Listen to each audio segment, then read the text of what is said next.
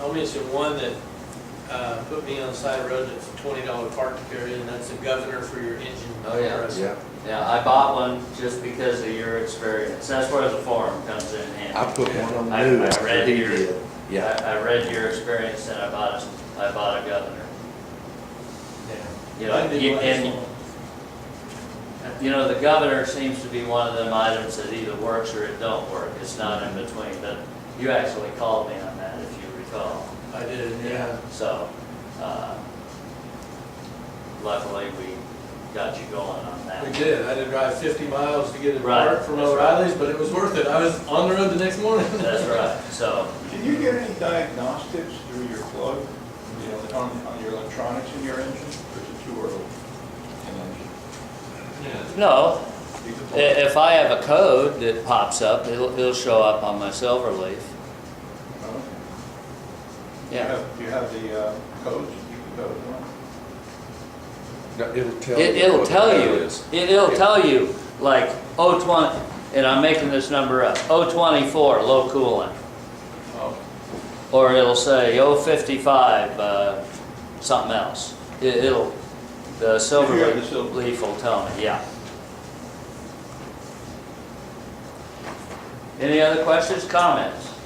Can we just run through like a scenario of, let's just pretend that one of the check valves is leaking. How would you, with your method, how would you narrow it down to the check valve? Well, if Let's just pretend like it'd be pretty simple. All you have to do is test the check valve. And when I was going through the 12-volt system, that the air tanks on the 12-volt system, I call it, the check valve was something that I checked, Okay. and it was good. Okay. I replaced it. Okay.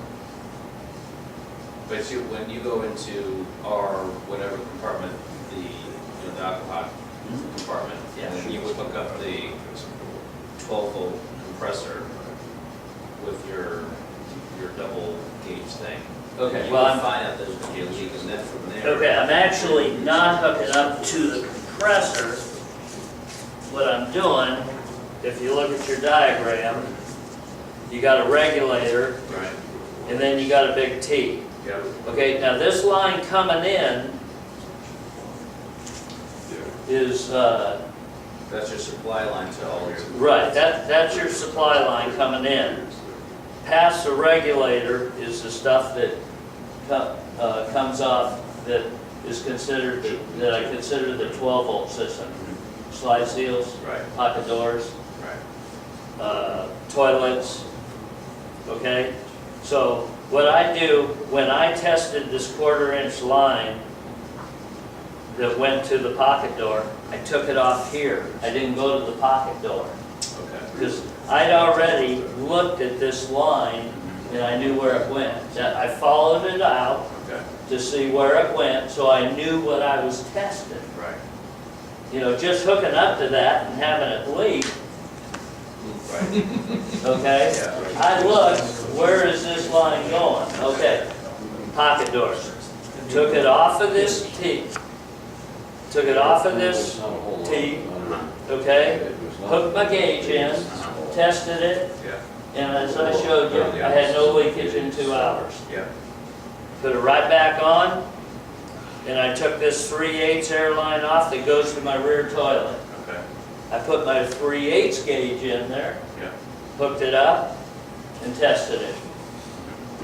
And if it didn't have less leakage than 1 pound in an hour, then I followed that line to the toilet. Yep. And I started testing what's leaking. Well, in my case, it wasn't leaking.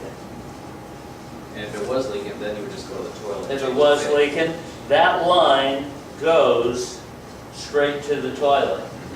If you want to test that line, then take it off of it comes right up out of the floor and goes right to the handle. It'll be the only black line, Okay. okay? Take that off and stub it off. And now retest that line, going to the toilet. If it's good, then If it's good, then the line's not leaking, you've eliminated the line, okay? Now And that's how you Yeah. kind of work. If you, something suspect, test it, and stubbing it off is the easiest way. So you say you traced all the lines, don't they go up into the stock, into the insulation and disappear? It took me 6 weeks to figure out the rear suspension.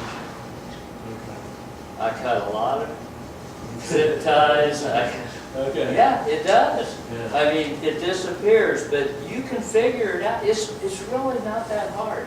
I mean, you're over here and you see an airline, it goes up to a T and one line goes that way, one line, and now it goes over to the other side. So you go over on the other side, you open your water bay, hey, here's that line. You know, am I assuming that it's the same line? Yeah, I am. If I don't want to assume, I get the wife on the other side, hold on to it, honey, and I'm gonna jiggle it, Yeah. okay? And then I know, okay, now where does this line go? This is the one that went into a T, and now 2 white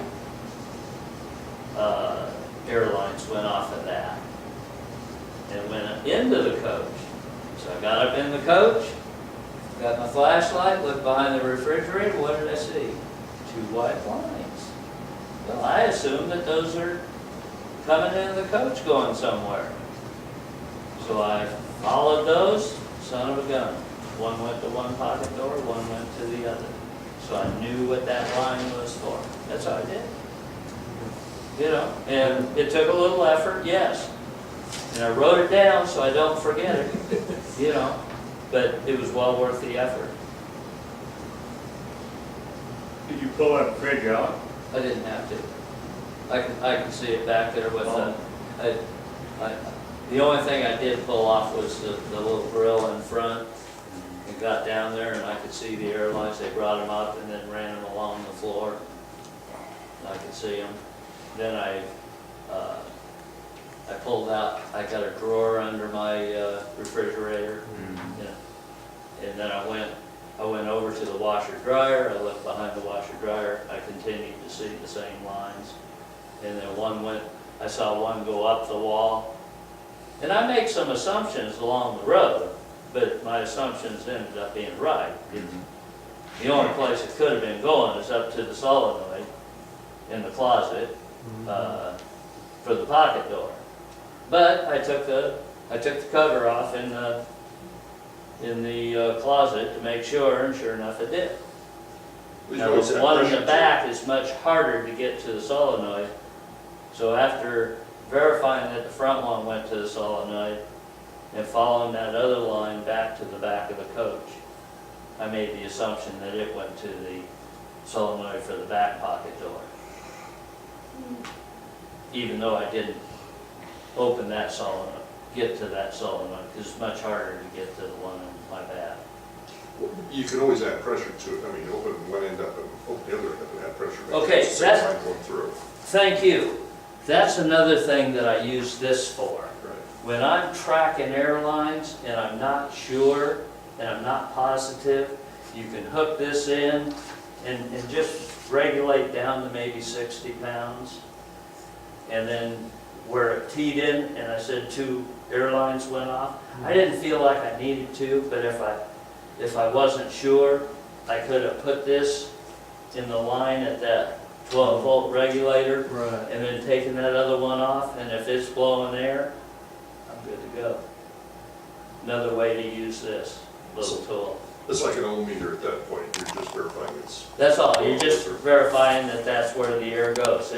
And sometimes you'll get into that where you aren't sure, and it sets your mind at ease when you take the time to hook this up. I'm glad you brought that up, thanks. How do you reach your air cylinders in your pocket doors? I never had to. I have. Yeah. It's, the first thing you're gonna do is take off the little, the little push latch that when you're traveling, you push so the door won't move. I don't know. Okay. well, that- They're all going to be different. Yeah. Okay.